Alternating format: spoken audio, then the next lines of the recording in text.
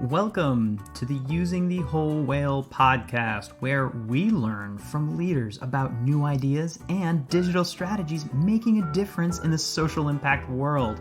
This podcast is a proud production of Whole Whale, a B Corp digital agency. Thank you for joining us. Now, let's go learn something. I have known about this particular fundraising platform for quite some time. I'm excited to have none other than Soraya Alexander, the Chief Operating Officer, the COO of Classy. How's it going for you today? It's going great. Thanks for having me. I'm so happy to be here. Yeah, you pop up, as a definite provider of services, but also a lot of content. I see a lot of educational resources being churned out, which I, as a consumer and creator myself, deeply appreciate, and always I'm more interested generally in platforms that can look at their own data. And so you've recently created this report. But before we get into there, how do you describe, in your words, what Classy does? We've got a fancy brand proposition, but at the most basic level, we do digital fundraising for nonprofits. So the whole suite of, main donation forms to events, to peer-to-peer, anything that your donors, wherever your donors are going online, we're there for you. It's such a competitive landscape. When I 12 years ago, I started Whole Whale. I was like, one thing I will never, ever do, donation platforms. It just strikes me as like an impossible field to kind of grow in. So how has it been over at Classy? Oh, it's been great. So I've been at Classy for 4 years. And I think where we get really excited is that, we've got several thousand customers, and they are, honestly, the sector is made up of the most innovative, ambitious people. And generally, they're totally under-resourced to match their ambition, right? Like that is the definition of this sector. They don't have the resources. I don't know how many, the resources you would need to solve the world's greatest problems, but the sector definitely doesn't have them. And so we really see a lot of promise in technology overcoming that gap. Like, how can technology accelerate your efforts, amplify your efforts, get more funds to do more good? And so we're really not cynical about, what we do. We see how technology can transform the work of the sector. So I completely love it. The pace of innovation, the way that we engage with donors has been changing a lot. So it is competitive, but that also just means we have to be better. And I think the sector deserves that. So it's been a lot of fun. It's good to hear. And certainly like under-resourced is the sad mantra of what's going on. Great that you're able to provide the sort of frictionless way to get more money into more good hands. You have come out with the state of modern philanthropy. And I was hoping maybe you could pull out what that is, first off. And what's the state? Are we good? I don't know that I have an answer. I think optimistic is probably the one-word answer. So the State of Modern Philanthropy is an annual report we do. It's the 5th year we've published it. And we would just kind of glean all of this information from all of the campaigns on the platform. We would collect all of these insights around donor trends, behaviors, campaign trends, payment trends. And it was just too much information to not share it out with the sector. We thought it could be really valuable. So this past year, we saw over $1 billion of donations. It was 12 million individual transaction events, 54,000 campaigns. And so from that, you can start seeing kind of what's working, what's not, how are things progressing.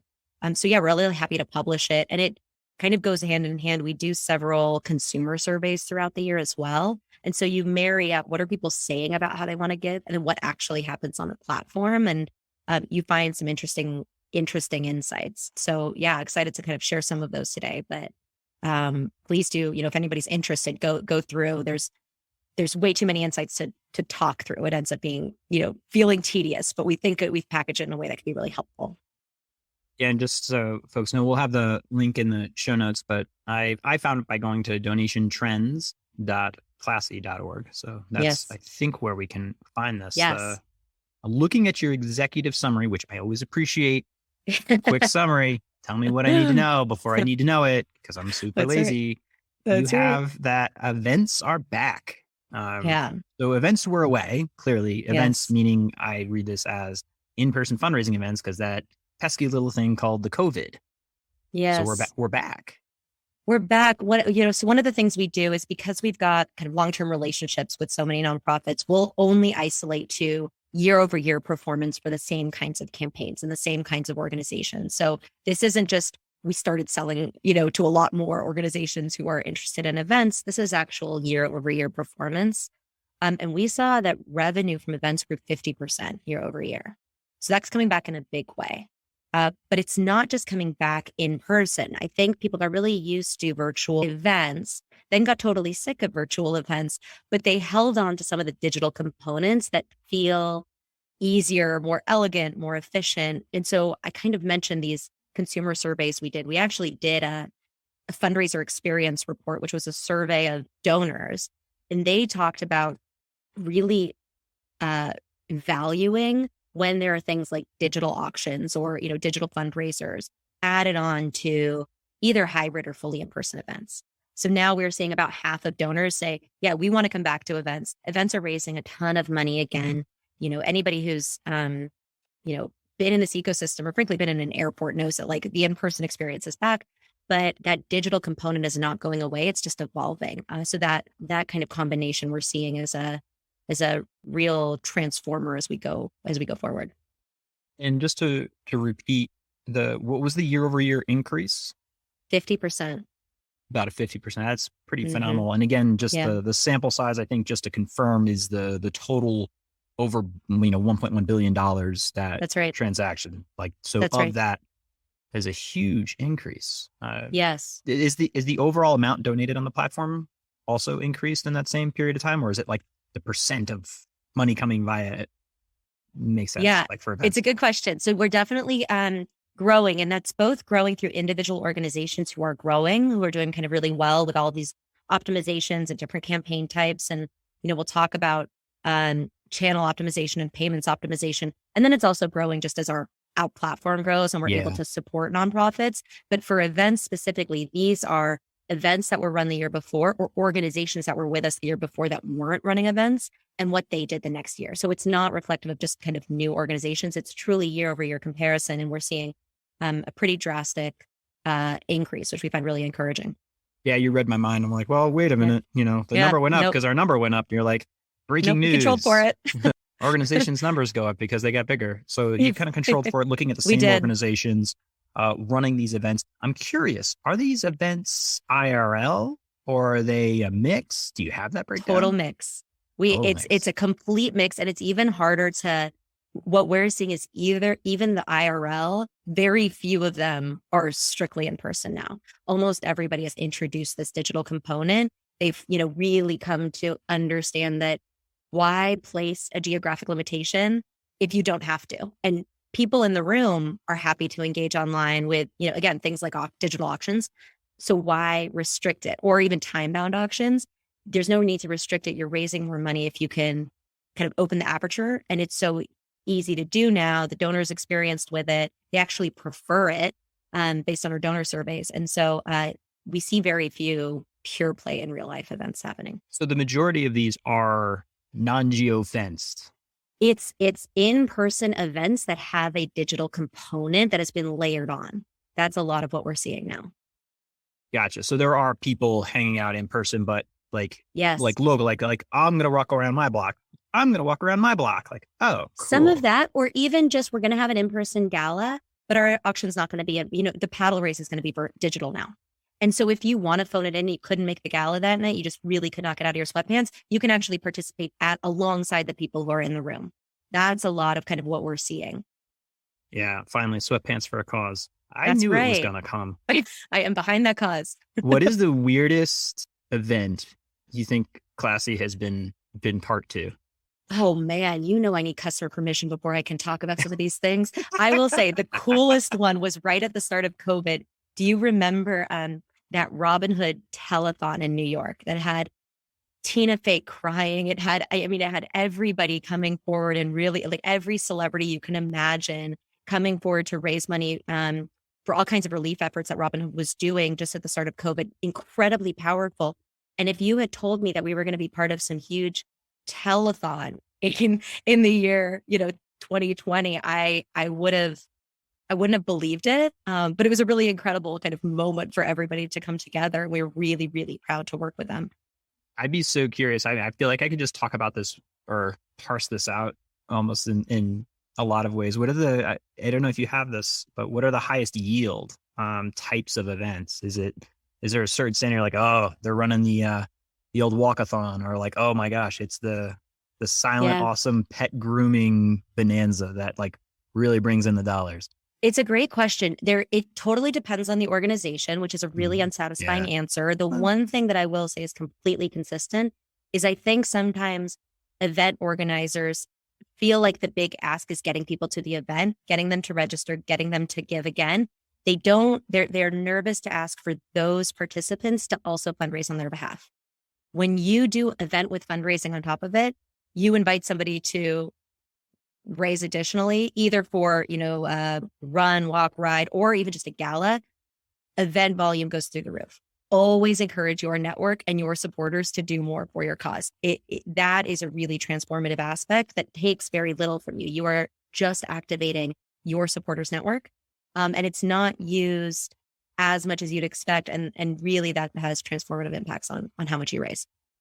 Yeah. So as I'm understanding this, being explicit that attend, but you're also fundraising. Like, yes. Don't just show up, like show up. That's right. And you think about, everybody gets one more donor. You've doubled your event revenue. Like, it's not hard stuff. You don't really have to ask them to become superstar fundraisers. Say, hey, mom, I'm going to a gala tonight. Do you want to throw $20 on top of my ticket for something that I care about? Your mom will pitch in $20. And that can really change, right? Yeah. That changes things. And it's very low lift. It should be no lift with the right technology. And you don't, and suddenly you have all these new donors as well. Suddenly mom's part of your database. Suddenly you can market to her and get her as a more committed donor in the long term. So even outside of the event, you've expanded your network in kind of profound ways. So we are always encouraging our organizations to consider that. All right. Big takeaway, everybody. Get those mom dollars. Get mom dollars. Another one we get hashtag get mom dollars. Donors give more when they have choices. Shocking. And in other news, money buys things. I don't mean it that way. What does this actually mean? Well, so we launched a payments offering a few years ago because we heard that organizations kind of want everything consolidated. They want easier reconciliation. And so we launched this payments gateway as a way to facilitate easier organization reconciliation and just reporting, honestly. And then we saw the light on payments and became completely obsessed with how offering different payment types can really transform conversion rates, donor retention rates, even dollar amounts that you're giving. And so as our payments offering expanded, we said, okay, let's layer in digital wallets, right? Apple Pay. Yes, you should have Apple Pay. PayPal. Yes, you should have PayPal. Venmo, crypto, ACH, which is like digital bank transfer. You start offering all these things and you see individual donation amounts go up. You see conversion rates go up. You see recurring commitments go up. You see lifetime value of those recurring commitments extend. You start adding all these things up and it starts sounding like comical numbers. So I'm not even going to share kind of some of the things we're seeing because I am making our team go through and scrub it 100 more times before I would share it with the public. But we will say, a couple of the stats we saw, one-time donations could increase 50% when you have payment options on there.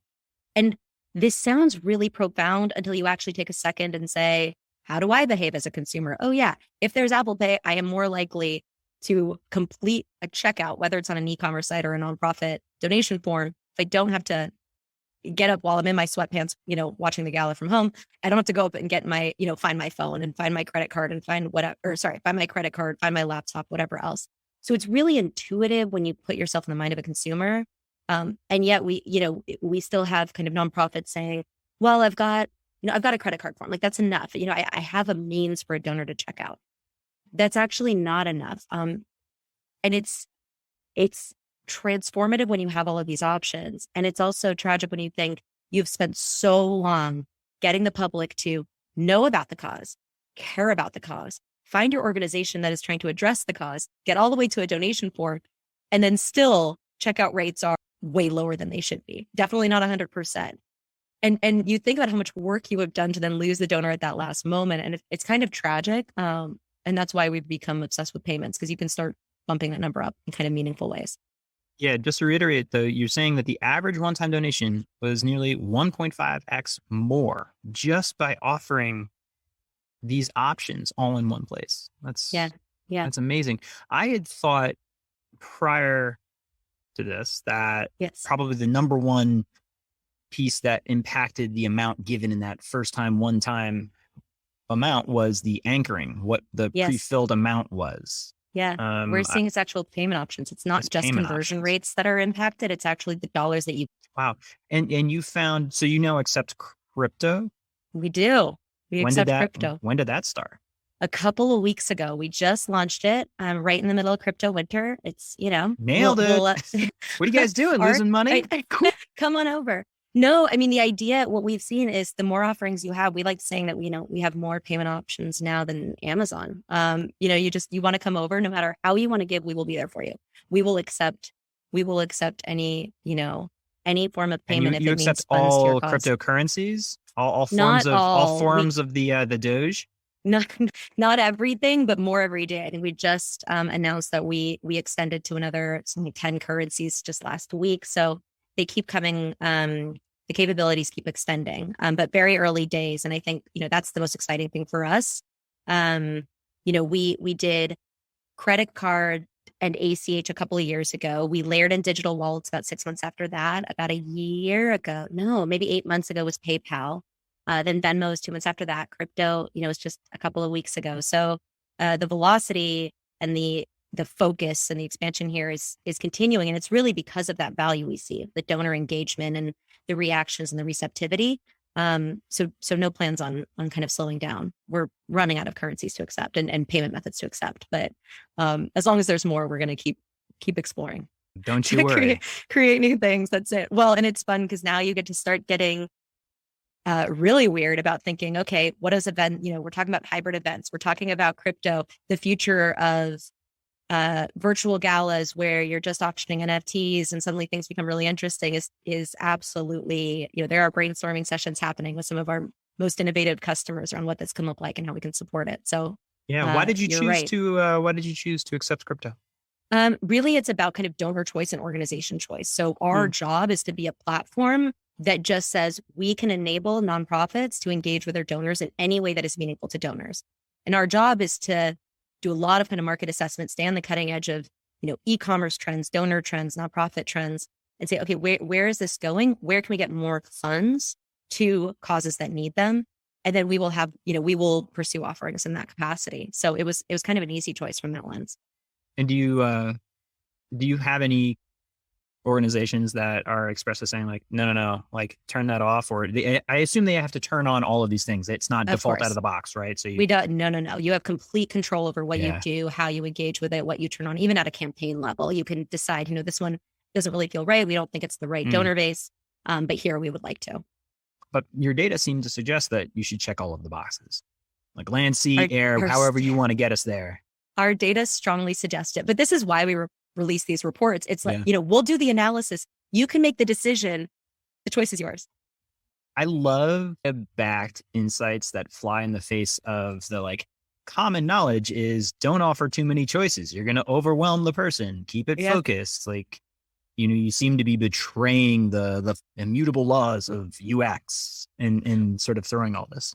I'm really glad you asked that. So, the right options are good. And so more options means you have a higher chance of getting to the right one for that donor. But does that mean all those options have to be on the table for every single experience? Absolutely not. And so you're right. We actually are working on how do you get more insights around who's landing on the page, and maybe you cater those options to that person. So you can have the full suite enabled for every campaign, but based on what you know about a particular donor or visitor, you can say, you know what, we're only going to show these 3 options. We really don't see any indication that this person would be interested in option X. So we'll just hide it on that page. So it's not live yet, but you're absolutely right. Those are things we're exploring right now.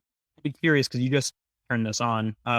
Putting all of those together, it seems that they're additive, and it's like in addition to, not instead of. And I wonder with something like crypto, which has a polarizing effect, I think, Yeah. in its current cycle of adoption, which is a fancy way of saying, doesn't this piss off some folks potentially that are looking at ways to give, and they're like, wait a minute, this organization accepts, climate destroying cryptocurrency.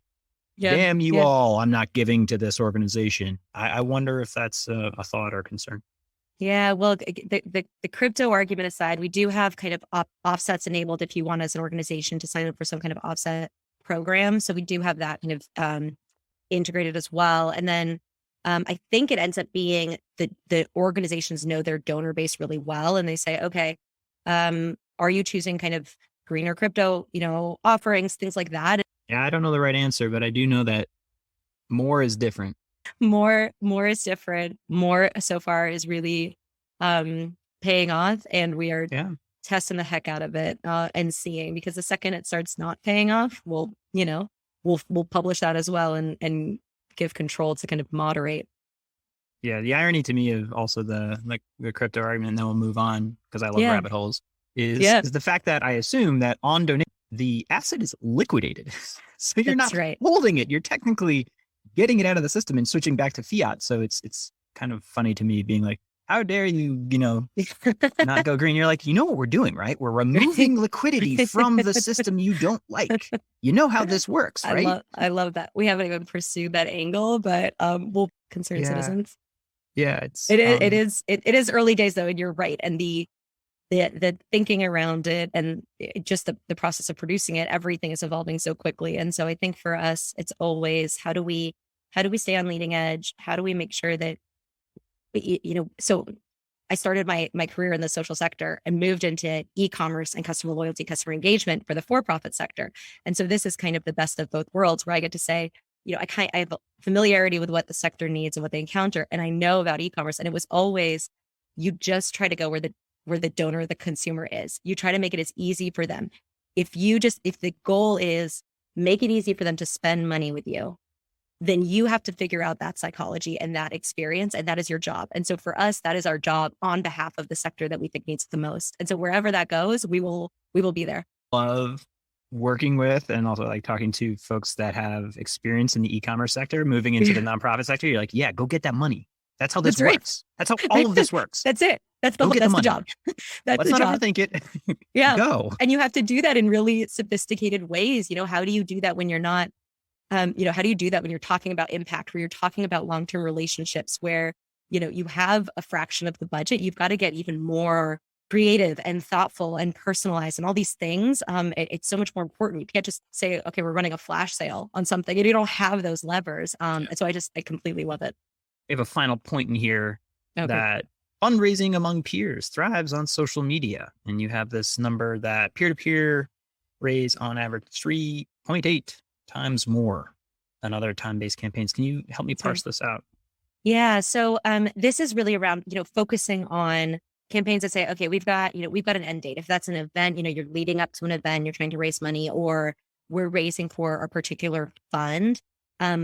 This actually goes back to the events conversation we had earlier, which is just activate your donors and your supporters networks. Offer a way for them to fundraise on your behalf.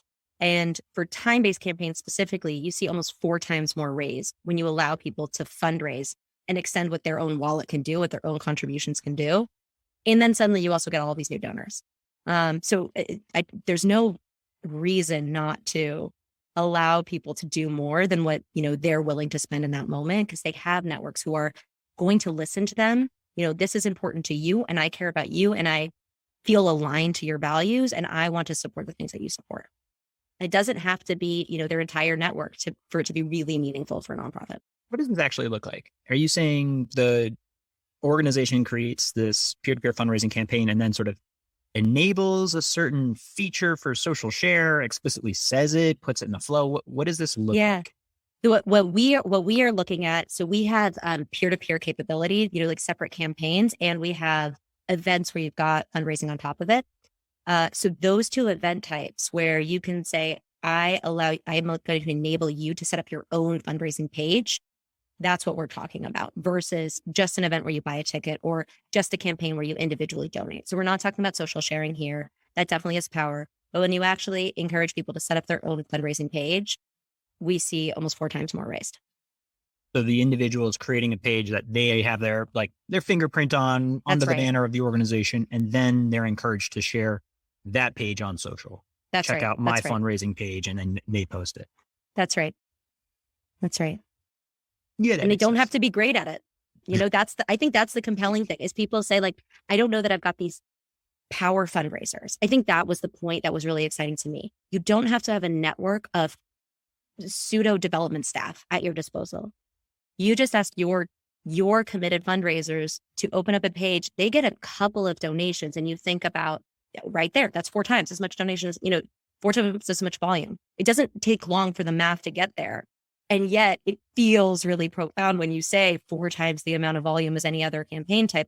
Yeah, just allow people to kind of help out. Yeah, it seems like in some ways you're unlocking the power law even more so, where 10% of your followers, donors, supporters have 90% of the potential following. There's going to be one person in there who's just happens to be hyper connected, and by allowing that person, encouraging that person to leverage that social network, you're dancing in the right side of the power law.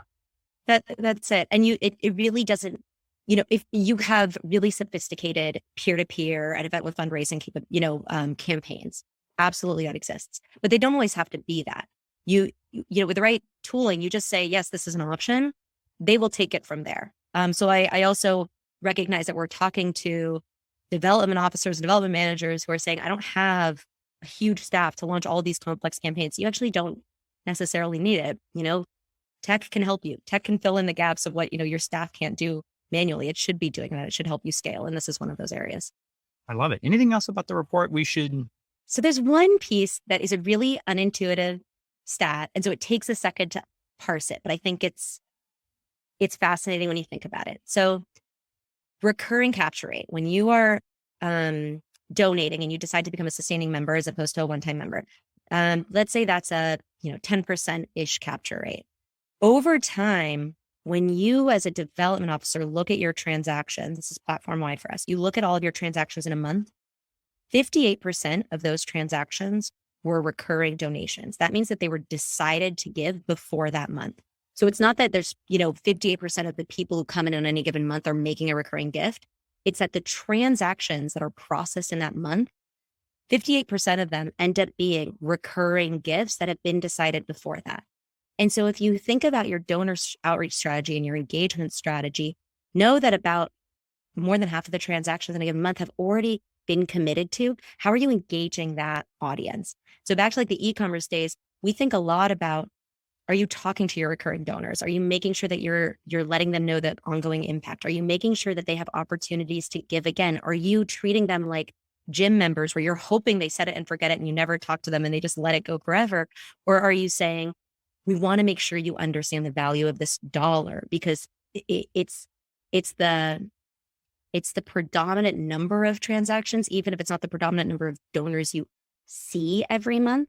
And so we just don't want we don't want it to become like the silent majority that you forget about and take for granted and take, just assume they'll always be there. They require some cultivation. They require talking to. And we actually see that about a quarter of recurring donors end up giving one-time gifts on top of their monthly commitment. You should absolutely be engaging with this cohort. So I know it's a little bit of a confusing stat when you say it this way, but I just think about, you look at a report and you see this many times a credit card was charged in this month. More than half of those cards, those donors didn't come to your site necessarily that month. They had already committed. And are you thinking about them as actively as you would any other kind of cohort of donors that month? And you should be. So I think a lot about donor segmentation and engagement and ongoing communication and how important it is. I think the only thing that stuck to my brain there was that we have reoccurring donors as a nonprofit. Yes. According to your data, literally 1 out of 4 of those folks will just write an extra check if I reach out to them. Yes.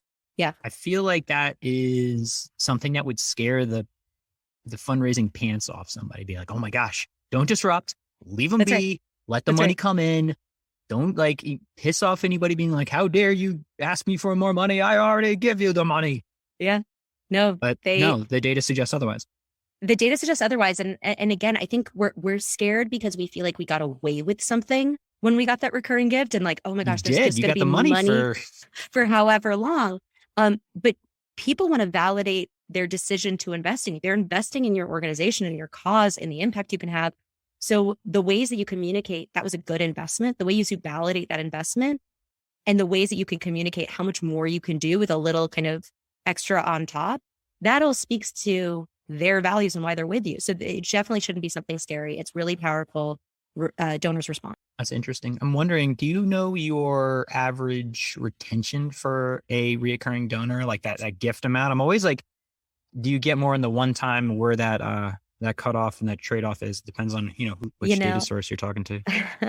I do. And I've got fresher data that's like hot off the press as of yesterday that I won't share yet. So a few years ago, we pulled it, maybe 2 or 3 years ago, and we found a recurring donor is 5 times more valuable than a one-time donor. We have seen that go up meaningfully. Almost, I shouldn't share yet, but something like almost double. Drop it. It's almost double that more now. Okay. And it's because of some of the capabilities that we've enhanced along those lines of, through our payments offering, which is, recurring retry, recurring capture, automatic card updater, the ability to engage with donors before cards expire. If we don't think we're going to be able to update them, there's all kinds of capabilities to allow you to extend the life of a donor, because more often than not, you lose a recurring donor because of a payment failure, not because they are canceling. Yeah. And so if you can address all of those reasons, or as much as you can extend the life of a donor substantially. That makes sense. And there's also just been like technical shifts in the way some credit cards operate, that even when you cancel it, if it's a pre-existing payment system already in place, that they maintain that while canceling any new charge. So there's like just sort of happy accident of fate here of how the technology evolves.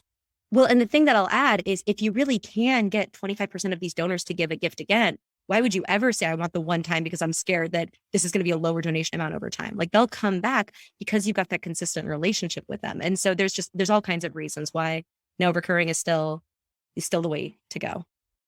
Like you're living on the positive end of the hedonic treadmill. That there we sort go. of fancy way of saying people just get really used to what they've been doing, right? And like, like life could be as good as you want. And then you get used to it and you're like, this sucks. I want something new. So on the positive side of that, I'm used to giving my 25 or $50, whatever the number is a month. Like, that's what status quo is. But is that good enough? The hedonic treadmill says no. We can do more. And back to payments offerings. I think we saw that for ACH. Let me see it. Oh yeah. Recurring gifts, when you have all these payment offerings, recurring gifts on ACH, which is kind of direct bank transfer, are 30% higher than credit card. So even that number of what they're committed to. Can you say that again? I don't understand. Recurring gifts made on ACH versus credit card. It's like a direct bank transfer. Gotcha. So I connect my bank and like I'm locked in. Okay. That's right. That's about 30% larger than those made on credit card. And so back to payments offerings, when you're engaging with kind of sophisticated donors and you can actually nudge them on, if you're giving, these might be like, these are options for you. These are recurring donors who want to give in these other ways. You can actually nudge that number up as well. And so then, you start compounding all of the impacts of these little benefits, and it starts to be really meaningful relative to, let's say, a one-time gift where you only have one, payment offering. And you also can dance. You also can dance with the fact that you don't have to pay the credit card processing fee when you use ACH, because it's it's cheaper for the organizations. That's right. It's cheaper. 100%. Yeah. Well, awesome. I'm glad you added that. That's another counterintuitive, but look at the data. And file that away. There's some real good gems in here. Thank you for sharing all of this. We think so. Yeah, absolutely. We're happy to do it. Yeah, rather than just keeping it inside, you're like, oh, here are our secrets. You've decided to share it. I do genuinely appreciate that. Alrighty, are you ready for rapid fire? Oh, let's go. Okay. I don't know if you have much of a choice, but I always say that because ask permission. Yeah. Okay. So let's kick this off. What is one tech tool or website that you have or your organization has started using in the last year? The Calm app. It helps me at work. It helps me with everything. I know you think that's a cheating answer, but it's not. Mental state is everything. That's great. Mind achieves the body believes, and strike that, reverse it. Tech issues. What tech issues are you currently battling with? Data availability everywhere and as completely as I want all the time. I don't know anybody who won't have that in their answer somewhere on their list. Yeah. What is coming in the next year that has you the most excited? We just joined forces with GoFundMe, and I there heard about are, that. I am so excited because there are 100 million donors on that platform who are activated and engaged and not actually affiliated with nonprofits. It's all individual acute cause giving. And if we can connect those donors who are responding in a moment to a human and say, there's also organizations fixing this issue at scale and structurally, would you like to meet them and continue this relationship? I think there is so much power for organizations. And that is why we did it. And I cannot wait because we are working on it right now. Might have another podcast in the future. I'm always curious about companies that get acquired, and then I'm always watching. They're like over there. Oh, I am so thrilled about it. It is like the most exciting area of how do you fundamentally change the game for nonprofits operating in a very competitive market. And I think this is a really exciting one. So I would love to talk about it. All right, we'll put a pin in that one. Yeah, great. Can you talk about a mistake that you made earlier in your career that shapes the way you do things now? No, I've never made a mistake. I'm just kidding. So I have so many. I think one of the earlier ones was, I was when you're early in your career, you are kind of insecure about how little experience you have. And so you try to overcompensate with confidence and demonstrating mastery. And then you get nowhere because you can't actually have honest conversations. You're not in a position to learn, and everybody sees through it anyways. So I've completely overcome that. Like, I just want to get to good answers and better insights, and I don't care who has them. It's probably not going to be me. That sounds like such a cheesy thing to say, like, once you're in management, but it's absolutely true. And the faster you get over that, and you're willing to like really get into learning mode, the better your life is, the better outcomes there are, the faster you get ahead, all the things. We believe that nonprofits can successfully go out of business. I used to work at PBS and worked at Lincoln Center for a hot second, so I hope not. If I were to throw you in the hot tub time machine back to your start at Classy, what advice would you give yourself? The impatience to be great because the sector needs it. Just be really unapologetic about that. I think at first you're trying to kind of navigate and make sure you don't rock the boat. I'm all about rocking the boat if it means it's better outcomes for the sector. And we are really unapologetic about that now, but it took me a second to really own that position. And I would just start even faster. What is something you think you or your organization should stop doing? I have a million things I should stop doing. One of the things I'm really proud of with our organization is we definitely have a culture of, if you see something stupid and you elevate it and there's discussion and we agree it's stupid, we just stop it. We are actually like very unattached to anything because it's always been done that way. So I can't think of anything, not because we haven't done stupid things, but because anything that I know about, I think we've been pretty aggressive about stopping. I think it's an important skill for any company to have. I will say that, or any organization. You have like a stop. It's just impatient for inefficiency and impatience to be great. Like, I really think it comes that seeps through the DNA of everyone. So it's not that we can fix it overnight, but if we see something we need to fix, or we see something dumb, yeah, we try to jump on it.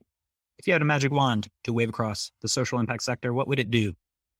And you can't say just generate a whole bunch of new Classy users. Like, I'm taking that ability off the wand. And no more wishing for more wishes. I'm tired of it. We can't have it. It's wish inflation, and I won't have it. Donor retention, fixed donor retention. We're trying in absence of a magic wand. We're trying with tech, but fix the donor retention problem. Because I also think that talks about, are people engaged in the cause? So it's so much more than dollars. It's also about like public engagement with these causes and these missions that is required. What is your donor retention number right now on average? 54? Our recurring donation or recurring? No, just like overall, like, reoccurring. Like, I gave this year, next year, what % am I likely? Donor retention. So there's like a bunch of ways to cut it. It's lower than that, going up fast if you adopt all of these capabilities. It kind of depends on what you adopt. And it's for the base organization, I think industry wide, not just on Classy, it's something like a fifth. I mean, it's something abysmally low. I don't know, remember, the reports are out there. All of these tools we have seen kind of meaningfully increase that, a long lifetime value, a long retention, still lower than I think anybody would like it to be. Yeah, so it hovers around 20% for you all. Well, not with our recurring and our Classy Pay customers. So no, that's much higher. Recurring is different. Yeah. Mm-hmm. Gotcha. Appreciate the sidebar. How did you get started in the social impact sector? I took a semester in college and went and worked full time at Amnesty International in the refugee department in DC and loved it. And then started at a strategy communications digital agency for the social sector right after college. Early, as early as you get in my career. What advice would you give college grads looking to enter this sector? Most entry-level jobs kind of suck, but there is always something to be learned if you really lean in and you try to figure out who is doing interesting things. How can I be of value? How can I work a little harder because you get exposure to do interesting things? And your job for most of your career is to gain as many experiences as you can. That doesn't mean job hop. That means whatever you're doing, try to involve yourself in as much as you can and do it really well. And it will all start coming together into something that looks like a linear career. It just takes a second. So be patient and really lean in. What advice did your parents give you that you either followed or didn't? I'm a little bit intense, and I am always trying to work really hard to prepare for the next thing to set myself up well. And I think when I was 15, my mom looked at me and said, you're not gearing up so you can get ready so your life starts. Like, this is it. This is your life. And so it didn't really sit with me. Yeah, that's it. It didn't really sit with me until I had kids, but now I think about it a lot. Like, this is it. If I'm not living in the moment, what am I doing? Back to the Calm app. The grounding efforts are a dominant part of how I try to operate now. Brilliant. Last hardball question. How do people find you? How do people help you? Come find me on LinkedIn. I am there. I would love to connect. Go to classy.org. You can contact us there, and it's still a very accessible team. I would love to chat with anybody who is listening who wants to learn more. Definitely check out the report. But yes, I would love. LinkedIn is a great place. Well, thanks for the work you do. Really excited also about the headways that you're making in the GoFundMe and helping nonprofits claim a larger stake of that audience. It's awesome. Thank you so much. And thanks for the work you do. And I'm so happy to be here. Thanks again. This has been Using the Whole Whale podcast. If you want to keep learning more about these topics and others, head on over to wholewhale.com/university to keep learning with us. Thanks as always to GregThomasMusic.org for his tunes that underwrite our tracks. They're fantastic. Hope you're doing well, Greg. And just a reminder, subscribes really help us on any platform that you listen to us on. Please give a thought to click and subscribe, and maybe even a comment, because we like hearing from you.